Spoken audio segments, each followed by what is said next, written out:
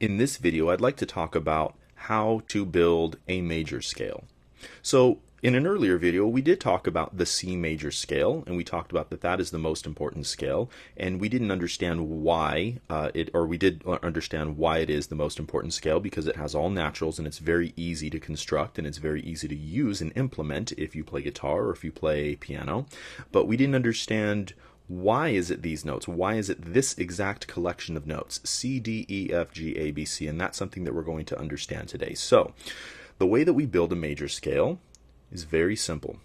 The pattern, and this is something you want to commit to memory, it's one of the most important pieces of music theory that you could ever learn, is going to be this. Whole, whole, half, whole, whole, whole, half. And if you just ask yourself, what in the world is he talking about? Well, what I'm saying is the distance here has to be a whole step. And the next distance here must be a whole step.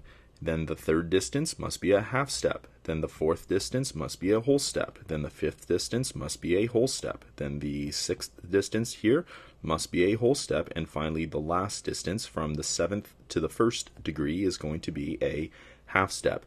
So I'm talking about the intervals that are related in this scale. So in other words, what it says is from the first to the second degree, there must be a whole step. From the second to the third degree must be a whole step. From the third to the fourth degree must be a half step. From 4 to 5 must be a whole. 5 to 6 is a whole. 6 to 7 has to be a whole. And 7 back to 1 needs to be a half. If your particular scale, there's a couple of things. If your particular scale does not have 7 notes, okay, so if you don't have 7 notes, don't have 7 notes, then you have a very simple idea here. You don't have a major scale, equals no major scale. If you don't have this exact pattern, so if you